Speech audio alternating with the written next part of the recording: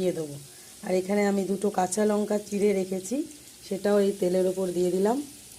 আর এই সবজিগুলো দিয়ে দেবো। দুটো শুকনো লঙ্কা যেহেতু ফোড়ন দিয়েছি, আর আমাদের বাড়িতে একটু ঝাল কম খায়, তো তোমরা তোমাদের স্বাদ অনুযায়ী ঝাল দিও।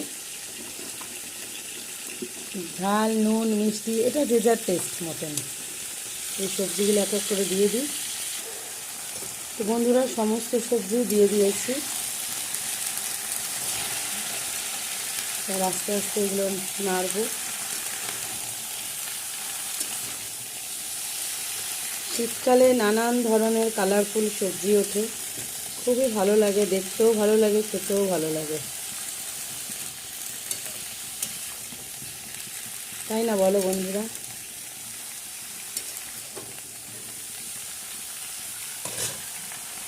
তো সবজিটা একটু মজুক, তারপরে আবার আসছি তোমাদের কাছে।